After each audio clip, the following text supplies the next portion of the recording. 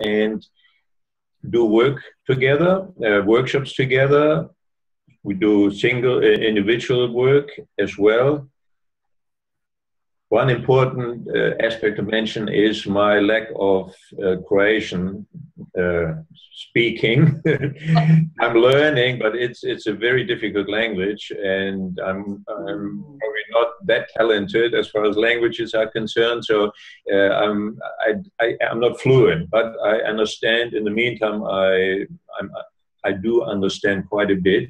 So I follow during workshop when Alemka speaks Croatian and people speak Croatian, I get more and more. Now, because of course there's the jargon, I understand. Now, there are these words that come up again. Or I'm the little one here, or you're the big one, or whatever. That's so. And we know. I think we all know that language is not of utmost importance in the work. It is just on the periphery. It's important, but not too important. So. And then just let me finish with that one. What I recently became more and more aware of is I am virtually forced to perceive in different ways than just by understanding the language. So that really is my personal kind of training in being intuitive, to put it very simply. So I appreciate that. That looking at people while they talk in their language, I can observe them. I'm not distracted by too much by listening to the words, but I see more. Now, anyway, so that it's not all bad now. So not being able to to speak the language fully. So over to you, Leslie. Thank you. And James, I'm just wondering if you could do us a favor. I just emailed Barry, but I don't have access to my phone today. Could you, or you or Nancy have access to a text just to find out if he's okay? Yeah, good idea. Let me check here. Barry's usually on these things. He's usually appears, so he could be a little late or something. Yeah, I had emailed him too when we started, because it's not like him to be late, to make sure he had the right Zoom information. Oh, thank you for doing that. Appreciate that. Mm-hmm. Yeah, it didn't occur to me he might have gone to the other link. So Max, what I thought we might do is update each other on where we're at, and we'd really like to hear from you about. I think we all get the impression there's some history around ISCA, and what that history is, and where it is now, and where you see it going. Well, there is definitely a history on ISCA, and not, how to put it, not too pleasant a history, a difficult history, let's say, not bad, but difficult. And it goes back to the founding time period. I was one of the founding members, and actually Alemka, my wife, as well. We both have been in Cologne at the founding meeting. And so I remember that incredible energy that was in the room of 80 practitioners from around the world. We had a big square table, 20 on either side, and it was just wonderful, and full of energy. But slowly but surely, it became clear that there was an agenda which wasn't fully publicly given to everyone beforehand. The agenda then, to cut the long story short, it was clearly planned that, not as it first appeared, that everyone could put up their hand who wants to be part of the board or part of the team. All of a sudden, that we didn't have the time for that, and we then Hunter Beaumont said, well, I have a suggestion. And then he suggested what then happened. He became president, and someone else vice president and treasurer. And then there was no option but to say yes to that, because it was maybe only an hour before closing time or so of a day-long meeting. So that was okay. Now we lived with it, and actually I did write a letter to the editor in the Knowing Field magazine journal, the next issue, about it. And there I actually used the term, well, I'm personally in favor of benevolent dictatorship, but we have to see what's going to happen.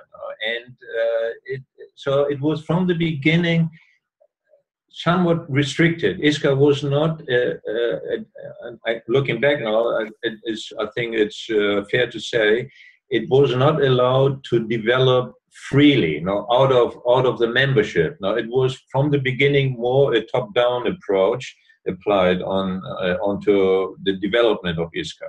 How long ago was that, Max? 8.5 years. Will be 9 years. Yeah. In 07, I think it was. Yeah. Okay.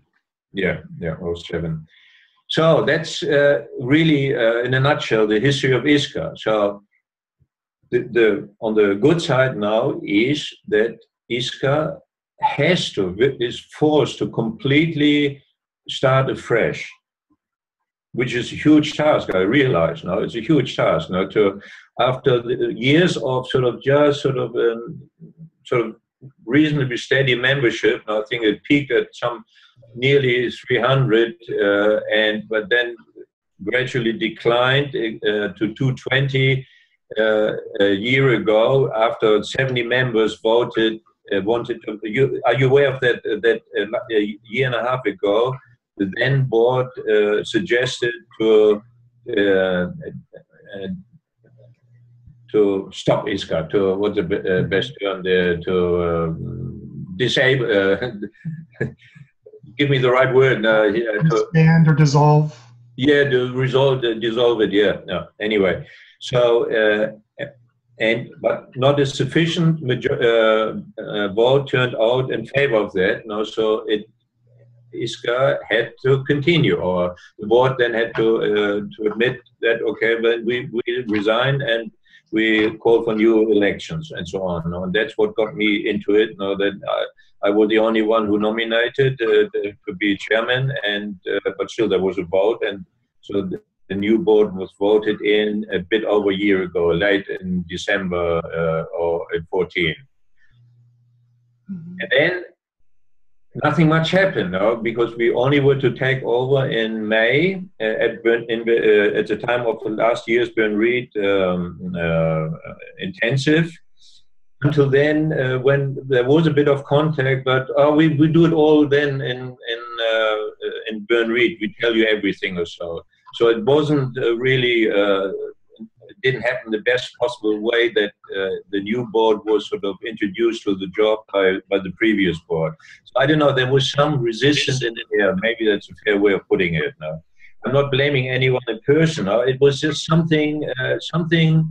Really, back to that original. There's Barry. Hi, Barry. When did you come in? How much? I just see you now. I just came in. Oh, just now. Okay. Hi, Barry.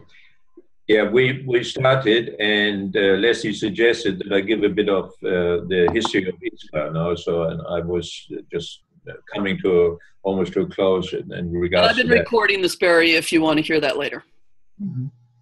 Okay, so it wasn't easy. It wasn't easy, and but as I said, the good thing is, and that was actually expressed by a senior practitioner, and I'm happy she would be happy too, Guni Baksa, who was the program director of the Bern Reed Intensive.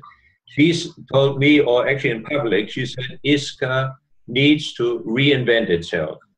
Now, that is still the big headline over ISCA.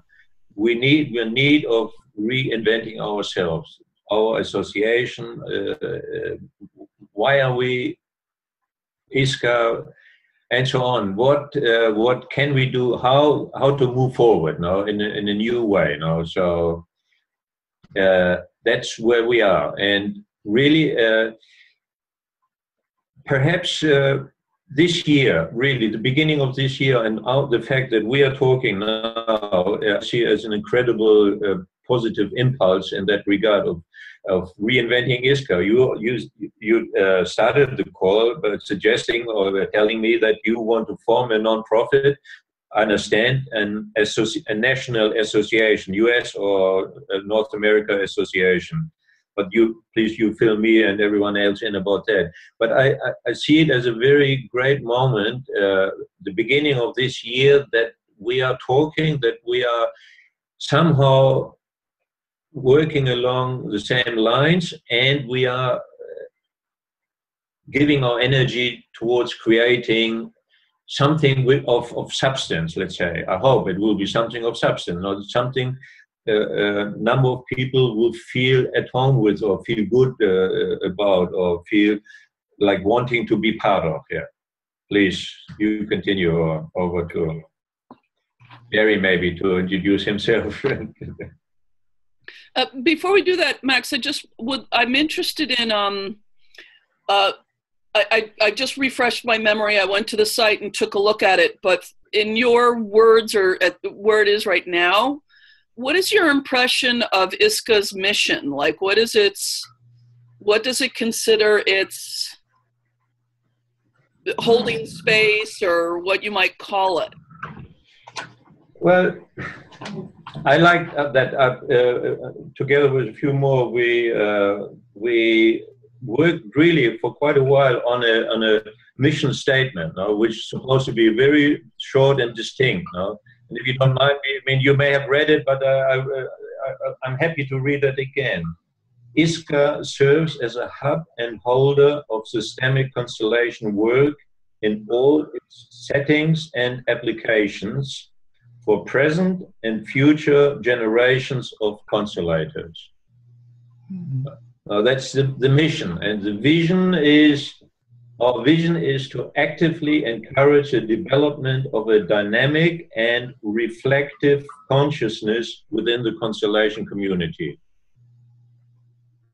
Okay, this is a big statement. No, this is, but I trust that it makes sense to many people. No, and I personally, this is my personal view, which I expressed to some extent at the Ben Reed meeting, at the official takeover evening in Ben Reed in May last year, that I see that the need for a balance between the center, where which is the base of our work, and the individual application of the work, of what we are doing, like the principles or the basis of the systemic constellations. So these are two kind of, one is the center, the other is everyone is sort of moving in their own way, which is perfect and beautiful and has to be that way. But the risk of everyone doing their own thing, so to speak, is that the center gets sort of lost or dissipated, or losing energy, because it's just too much emphasis on individual application of doing, I don't know, I can't put it any better. And I see ISCA as the holding of both, holding the center and being in touch with every individual practitioner who cares to be part of, to some extent, connected to ISCA. So that is, I think, the best way I can put it right now. Over. That's great. What kind of response are you getting from the international community so far, Max? Since you guys started the new? Not a lot, no. Only a few individuals have responded to, let's say, my call, for example, my invitation to participate in telephone call conferences, so on. Now, a few people have responded, but not very many. No, it's very it's subdued. No? As if many people are kind of waiting. Yeah, come on, what give us something or so. No. Okay, I'm happy to give, but I can't give something out of thin air. No? I feel ISCA needs to get something as well. It has to be a two-way thing. No? So yeah, there is some support and some interest, but not a groundswell. No, it's moderate, and that's fine.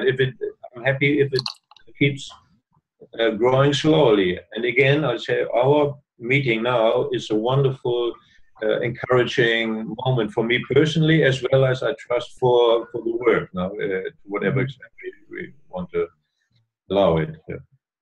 I assume you've been having some increase in memberships, yes? Since the renewal? Start again, the first part I didn't get. Have you had an increase in memberships?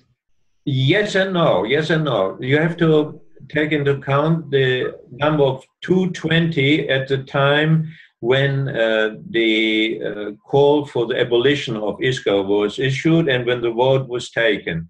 So, and 70 actively voted against it. So you could have easily whose membership renewal was due within a year. Okay, so at the end of that year, minus 220 minus 70 would have been 150, plus whoever else wants to get out as well. No, but now we are at a bit over 180. So we're definitely, I call it an increase in membership. No. In absolute terms, it's a decrease, but I think in political terms, whatever, no, it's a slight increase. So there are definitely a number of people who joined since now. So that's where we are at, yeah. It's in terms of membership. Over. Barry, did you want to?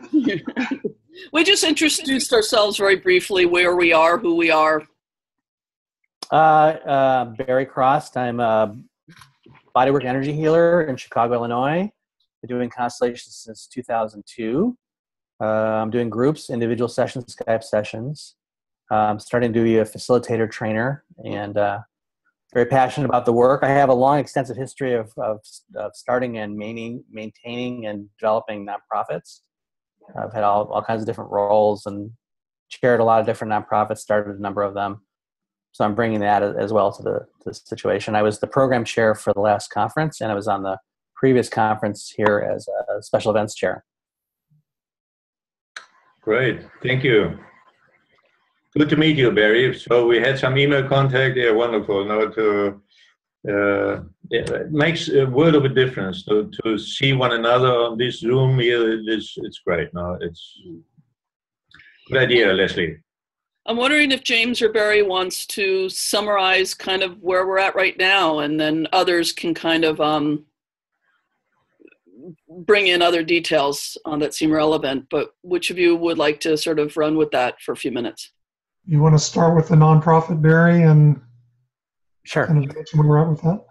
So, Max, we're looking at just creating a nonprofit. Primarily at this point, it would be for creating and maintaining conferences. We're not looking to go to create an association quite yet. We want to start somewhat small and manageable. So the main idea that we'd set up a nonprofit and its function would be to set up the next to be responsible for the next conference, to have the financial. Go ahead. Yeah, please let me cut in there. What's the difference between a nonprofit and an association? Just you can have a nonprofit that isn't member based, that basically has a group of people who a board that basically makes sure there's a conference, that could evolve into an association where there's members. Okay. But initially, we're not looking at a membership based thing. We're looking at just a board of directors who manages the conferences. Okay, just an organizational non-profit. Yeah, okay, I think I understand. Good, thanks. Yeah, so the main function would be to make sure there's a conference, to be financial, responsible for the conference. And the conference itself would still have co-directors and a team that actually makes the conference. The board would be just sort of making sure there's continuity, there's financial responsibility, those sorts of things. And then we can see how it wants to evolve into something that's more like an association. Great. Look, when I first heard it from Leslie, I feel very good about it. I mean, personally as well as in conjunction with ISCA. Now, I think that I hope for more non-profits or national associations to emerge. At this stage, there are now only two: the Austrian and the German Constellators Association, and with their respective names. And there is a cooperation between, hardly to be called cooperation, but at least a connection between ISCA and these two associations in terms of the members, their members get a discount to become ISCA member, discount of a third, I think, at 1/3 of the normal fee. And when Reed, for example, I talked to a woman from India about that and encouraged her to form an association, for example, in India. There are a few, not many, but there are a few consulators in India. And why don't you form an association?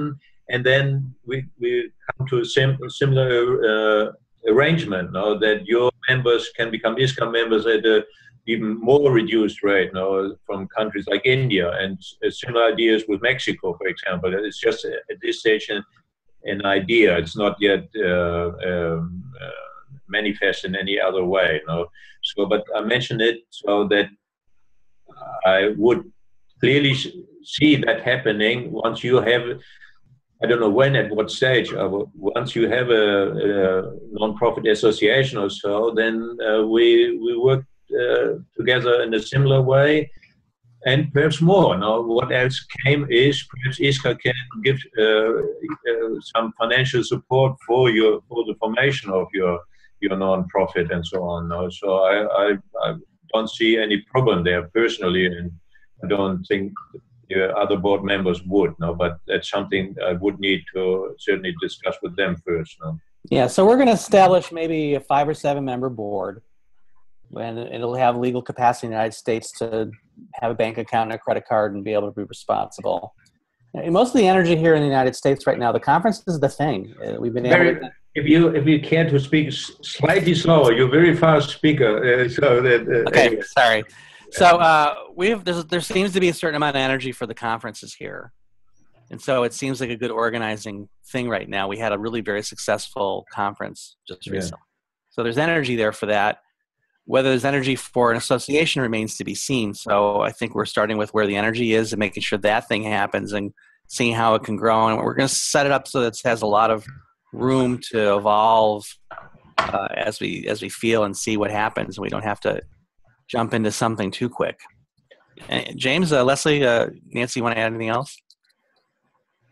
Just to say, it's interesting to hear you talk about ISCA, Max. We're actually wrestling with some similar things with our community, with really trying to find the balance between the individual efforts that are out there and finding more of a center. And so as we've been talking quite a bit about how would this look, right now it's, as Barry mentioned, it's very much focused on the conference. But we've also been talking about how do we gather resources and efforts with those in the communities so it builds and grows. And it sounds like you guys are doing the same thing. And part of that is very much we're excited about finding ways of working with you guys and with other groups so that there is more communication and interaction between these different pockets of groups who are doing constellations around the world. I had a question for you along those lines. Are you doing anything else with the German group and the Austrian group, or is it just the discount for the membership? Are you working with them in any other way? How is that looking? Good question, James. Thanks.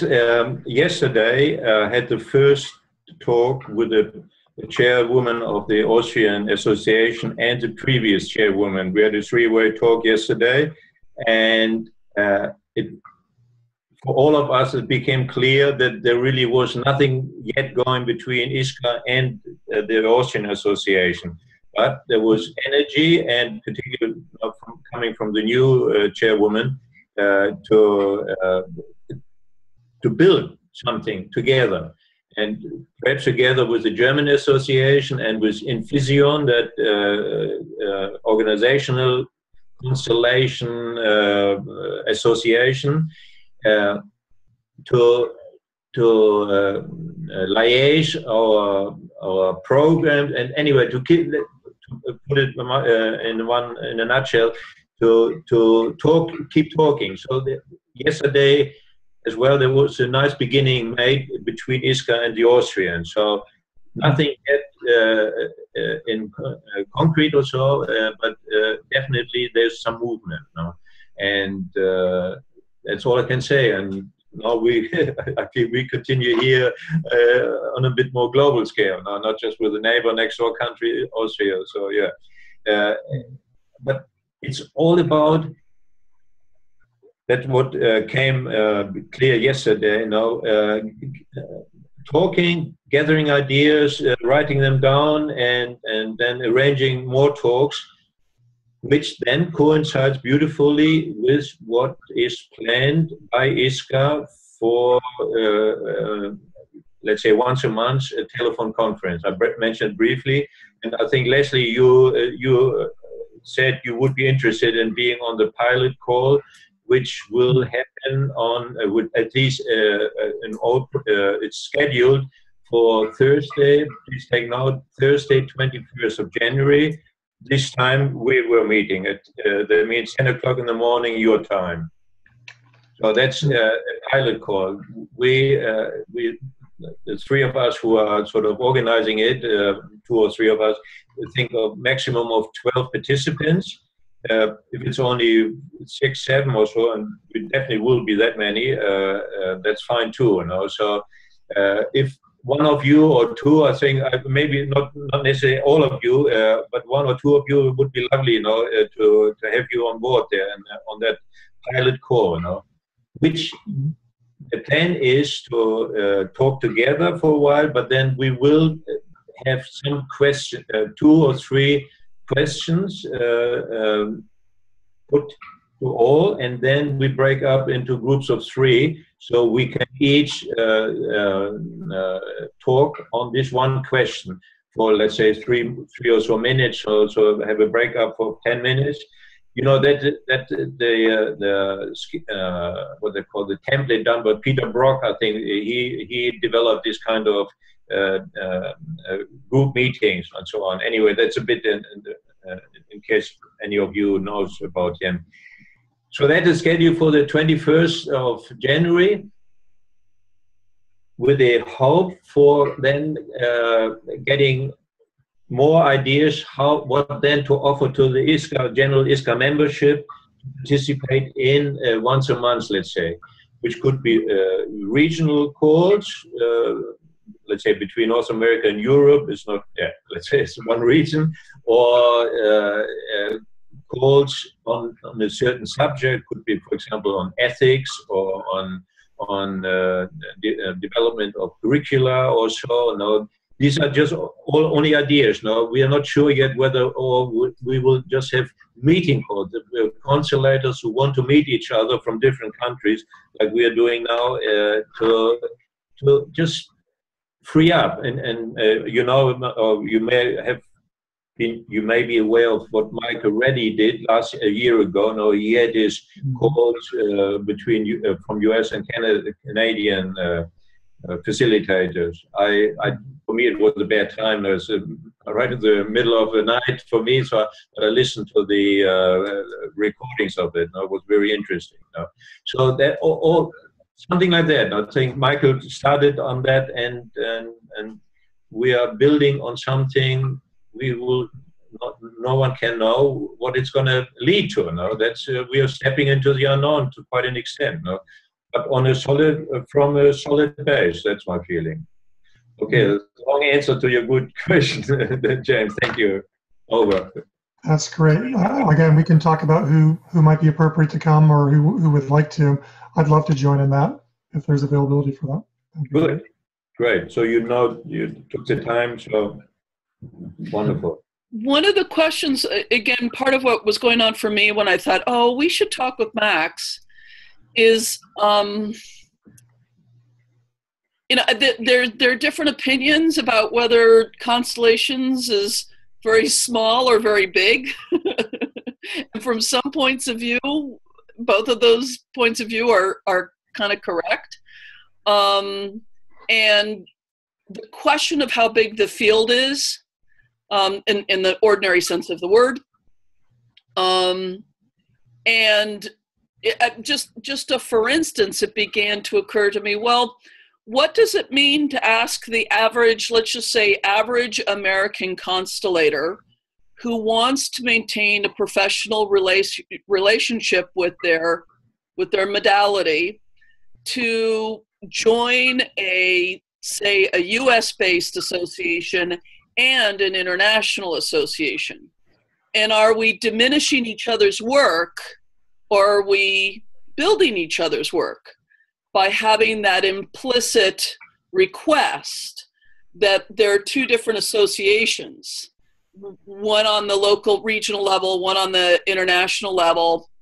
And how do we make sure, since in some ways, ISCA's starting over, we're kind of starting over in a way, how do we plan ahead of time to make sure that this is generative and expansive, rather than eating away at just a few people who are going to say, well, am I going to join this association or this association? I can't do both. And just from the beginning, be asking these questions, not only at the level of how do we share membership benefits and things like that, but more the kind of inquiry that we do as constellators. What is this community ready for? What is it ready to support? And how do we make sure we do it in a way that makes it really successful for both of us and for the Indians and anybody else who wants to build their local community? So that was part of, asking kind of brave questions about some of this stuff up front, to make sure what we're doing supports rather than doesn't support each other. Yeah, look, wonderful. That is the most important question now and it's so important that it cannot be answered in just like that. No, right. I'm aware of what you have been saying beforehand. No, but I'm glad to hear it put into your words. Now that this potential conflict, for example, I hear between the lines now, and which I can answer straight away. As far as I see ISCA being part of it, it won't set up a big hurdle in terms of, it's very expensive or very sort of as an additional thing to join both ISCA and the national one. No? Fortunately, ISCA is not in dire straits financially, contrary to what was suggested as a reason for disbanding it. It was a reason why ISCA is not. It doesn't pay for itself. Well, it simply turned out. No, I've got. I have the books. No, it's just not true. No, so ISCA is not. Has a bit of money. Let's put it this way. There's no need to give a figure here now, but it's definitely we're not. ISCA has some potential there. No, so we don't need every single cent and dollar. No, from members or so on. No, so I certainly for as far as, let's say, a trial period or an initial period, for example, I could see that whoever is member of your association can become ISCA member for a really nominal fee, like maybe only $5 or $10 or so, something like that. So that is not a hindrance. More interesting is to think about. Yeah, what else do we get? That's always a question. What can one tell anyone? Why should you become member of ISCA, for example, or why should you become member of your plant association? What's the benefit? That's what we need to work on. And then you said something about are we either assisting each other or either taking away from each other? I think I heard you say something like that. Yes. Which is really, I think, a very fundamental question, because the way I see us human beings, we are geared for competition. That it's a survival instinct competition. And it's very hard to put at its right place. Competition is a beautiful thing. There's nothing wrong with it. It's fantastic, but it can easily be abused, or it can take over a sense of competition and then see the other one not as a potential ally, but as a potential enemy, something like that, to put it more roughly. So these are aspects we hope to address in our talk. Beginning, I think one question in that regard will be asked at the pilot call, in 3 weeks. So that's something to be open and honest with each other, and not cagey and okay, yeah, no, I don't want to give away too much. For example, that brings me to Robin Lewis, who has been for years working on the curriculum committee of ISCA. She's actually the only continuity of ISCA throughout the years. Anyway, and she said, "Oh, that was amazing! How many practitioners she asked? She just asked, would they be prepared to offer their own training manual or something, or talk about it? Oh no! I don't want to talk about it. I want to keep it for myself." But I feel it is lessening a bit. It's no longer that. Now that could have been a period in the development of the work or so. That when it was for many people so important to first get their own stake in, and secure their own space in the field and so on. But I think I hope at least that we are relaxing, collectively speaking, relaxing more and trusting. Now we are being looked after somehow by the field, and so we look after the field. This is the that part of me who is a bit sort of optimistic there. Yeah. Okay. Over back to you, Leslie. We are too. We're optimistic too. And we like to be, what's the phrase from the Gospels? Wise as serpents and gentle as doves? Is that's wise as serpent? Wise as serpents and gentle as doves. So, but yes, I think we're optimistic too. You were going to say that, James?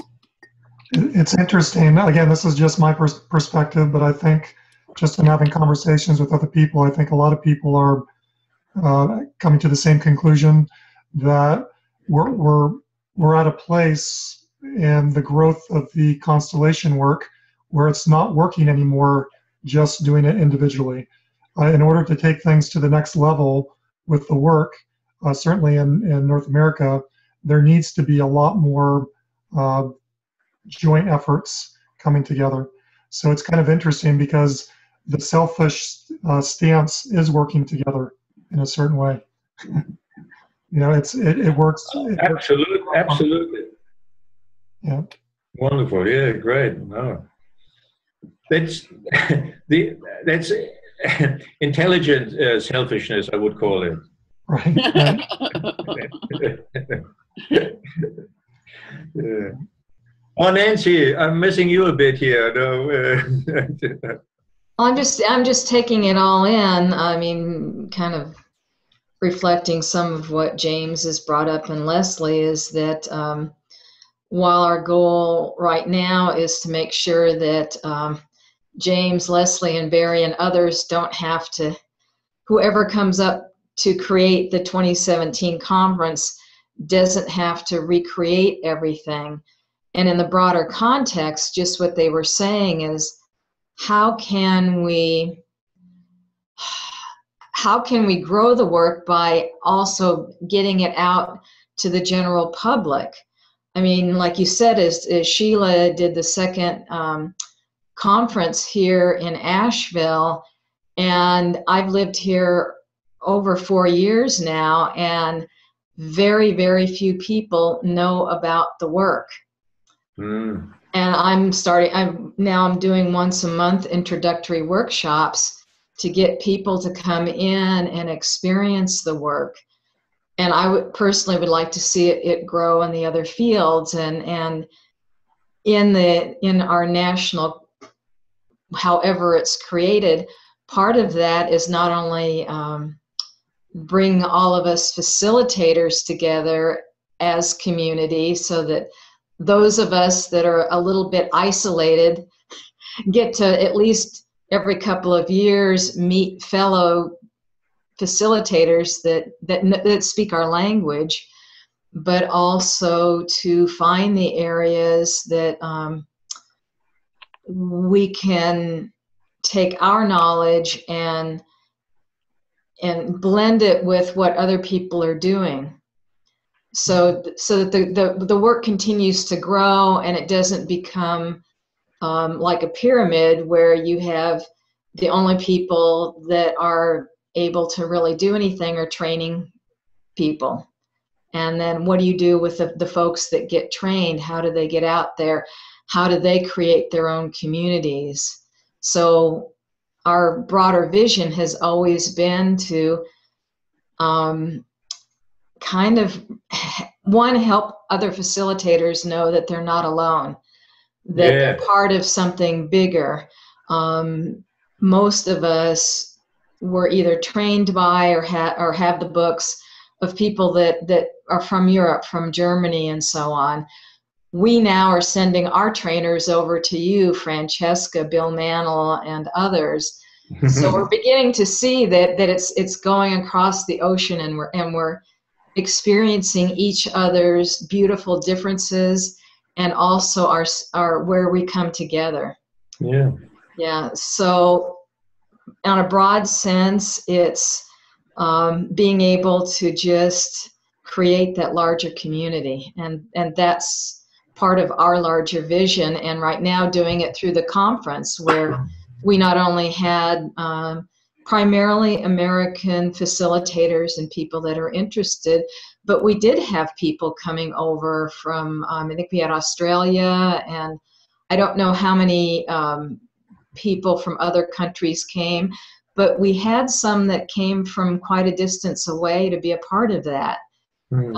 Just as a lot of us from America have come over to Europe to take part in Baron Reed and other things like that, to experience something that is different from what we have over here. And that's what makes the world smaller. As I'm an American, I primarily knew what happens here, but when I've gone overseas for other things, it's broadened me as a person and me as a facilitator, whether it's with Constellation or the horses.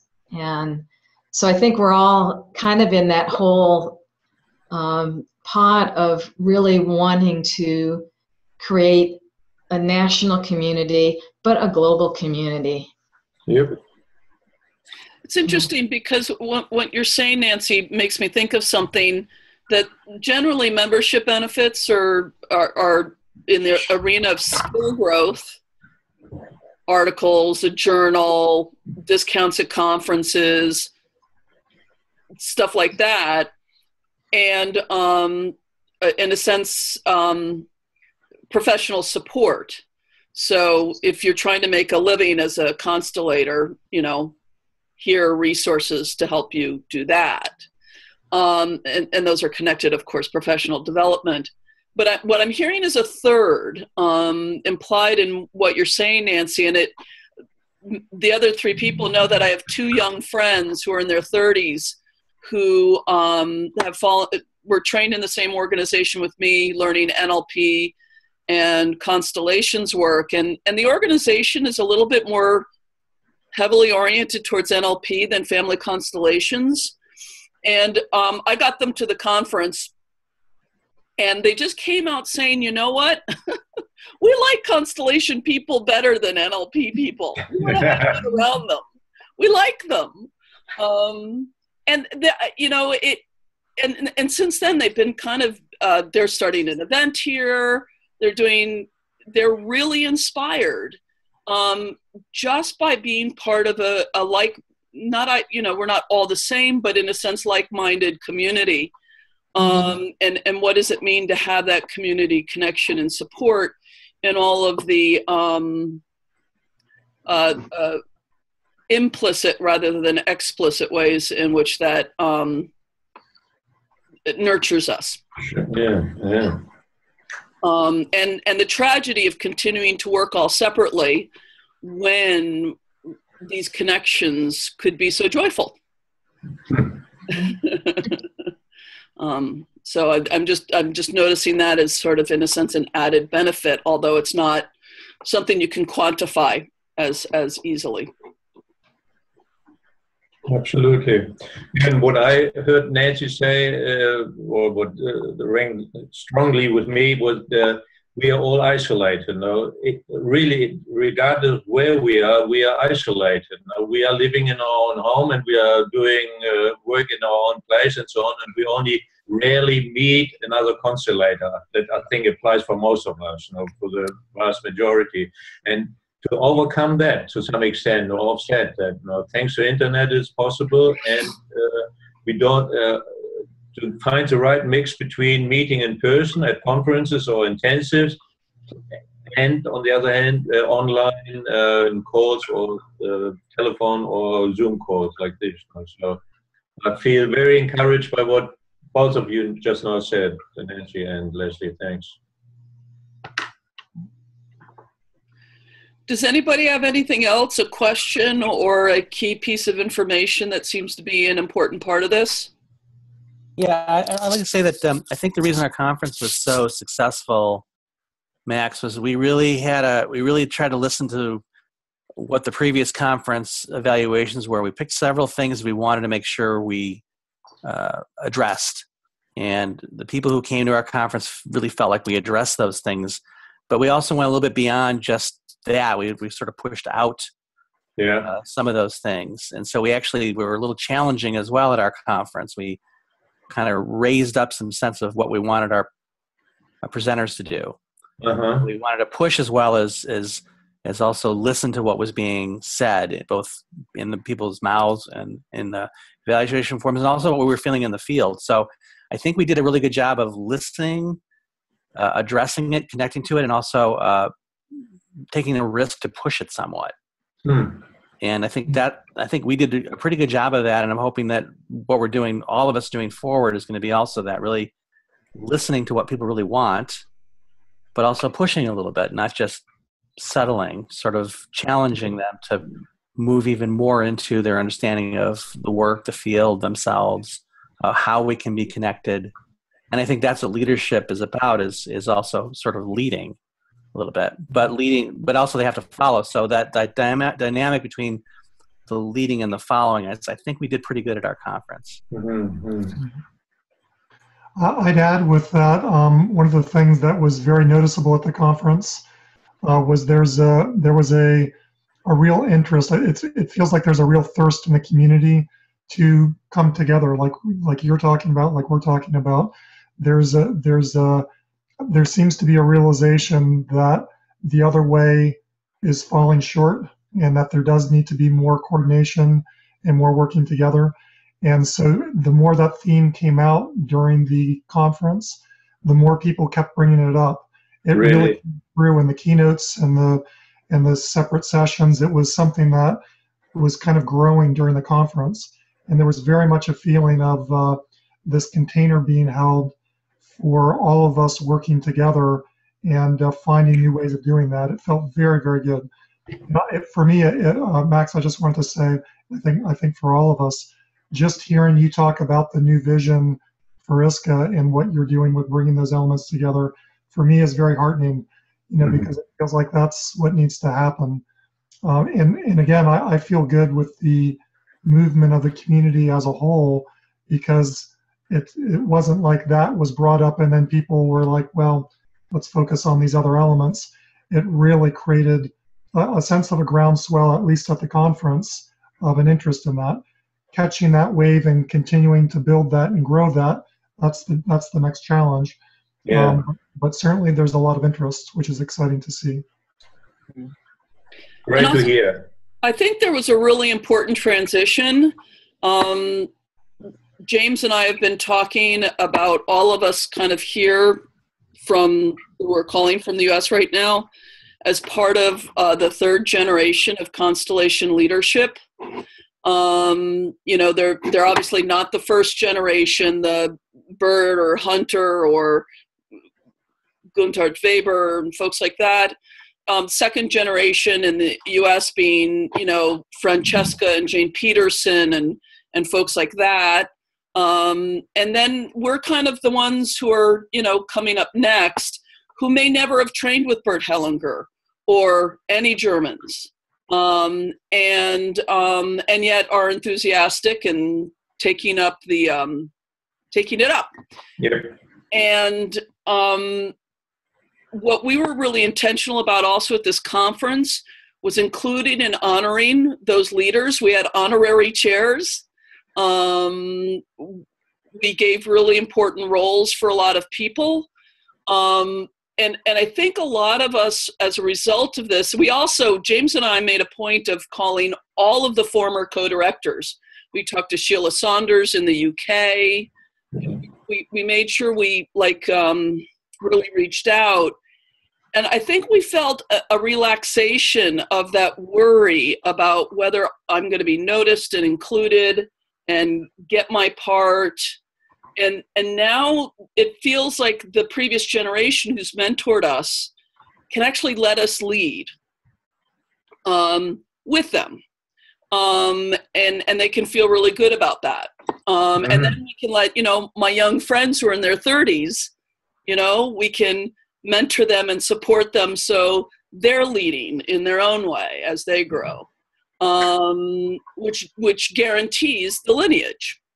And it becomes more about supporting and nurturing and resourcing the next generation while we honor and include in proper ways the previous generations, so that the whole system can just relax a little bit and go, oh, this feels really good. And so I think that's one of the things we're moving through here, that's starting to feel good, because our team felt amazingly supported by that second generation group of people. Jane and Francesca and Dan Booth Cohen and all those people were they were amazing and helpful. And then they stood back and let us create this thing. And it was fantastic. Yes. Thanks for mentioning Jane. I had her in mind. I wanted to mention her specifically for the one reason, having been the organizer of the first conference in Portland, which I was happy to attend, and I presented there as well. But most of all, her essay she wrote for the conference, and then unfortunately got sick or so she couldn't actually deliver it. But the key sentence in it, the need for a center, the constellation work needs a center. I loved it, and I hope soon I will talk with her a bit more about it.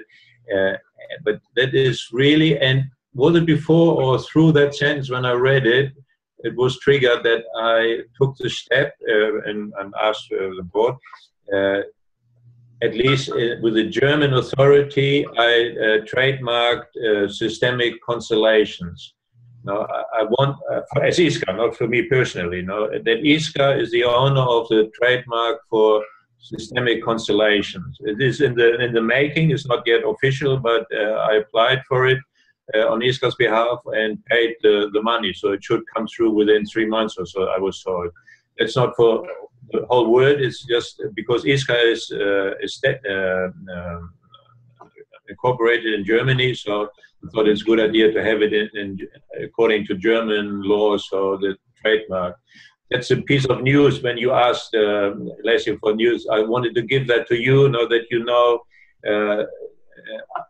it feels right that ISCA as a world, the only global constellation association, holds that trademark now in order to not to police it, but I see some people use systemic constellation, which is fair enough, family constellation, all that. But if the owning the trademark, I think that gives you a little bit more clout in terms of saying, well, look, now this is systemic constellation work, but it's works in progress. So I welcome your feedback in that regard, not necessarily now, today or so, but I just wanted to give you this news, which is not yet official, and I ask you to not make it yet public until actually ISCA has got the trademark secured. Anyway, because the center, for me, it's part of the description of the center. That is, it's appropriate to establish it a bit more in legal terms or so. Yeah. Over. Thank you for that. Thanks for letting us know that. That's really interesting development. And then anyone else? I know we're getting to, our time is 11:03. You must be 8:03 in Croatia. Yep. Other questions or pieces of information that seem important before we sign off? The only thing that comes to mind for me is maybe we can have some sort of agreement. Obviously, it doesn't need to be really scheduled strictly, but that we just want to keep in touch and keep the communication going. So maybe determine, maybe connecting and having a connection like this, a Zoom conference like this, every so often, so that we can keep informing each other of what's going on, what the progress is, things like that. I don't know what the right timing would be with that, but maybe sometime this summer or something. Mm-hmm. Yeah, I could imagine, for example, 6 weeks or so, every 6 weeks or something like that. Yeah, not too often, but not too seldom. No, yeah. Anyway, but great. Yeah, I'm all in favor of that, James. Great. Well, and it sounds like, in a sense, next steps is to find out what happens with these phone conversations that ISCA's initiated. Yeah. And I now understand both you and James will be participating on the 21st. Mm-hmm. Well, please send the details. I'll make sure my calendar is open if I can. Yeah, but you noted the time. It is Thursday the 21st at 10 o'clock your time. Oh, okay. 10 a.m. your time. Right. I had not heard the time. I'm sorry. Okay. That should be okay. Okay. Yeah. Then you will be part of it. So, Right. very good. Well, then I start saying how grateful I am for this and how much I enjoyed it. And it's just beautiful. I am isolated here, and in particular, not being a native speaker of the language of Croatian and so on. Alenka and I, we speak English. No, she doesn't speak German. I don't speak Croatian and so on. No, so anyway, so I'm a little bit on the isolated side, but it's fine. No? This is just wonderful experience on top of it. Yeah. Thank you very much. Well, and I just look for any ways that the work that we're all stumbling upon can really support and help each other out. I'm always just really delighted when that happens. It's just the best. Mm-hmm. Yeah. Sorry, so you mentioned recording. So is this being recorded? Are you okay. And then will we have access to it? Do you? I should. I'm new to Zoom, and so I have to figure that out. Okay. And then let us know. I will. If I find a way to share it with everyone on the call, I will go and do that. I'm a little curious. This is my first Zoom call on my personal account, and so I'm a little curious to see what the recording function produces exactly. So, okay. I'm curious whether the members of the team, before we say goodbye to Max, are you able to stay on for 5 minutes? I have a quick question for the three of you. Yeah. Completely non-ISCA related question. Okay. Max, thank you. Thank you, Max. Thank you, Max. Thank you. Pleasure. Wonderful meeting all of you. I really enjoy it from the bottom of my heart. Okay, good. Enjoy it. Okay. Good night.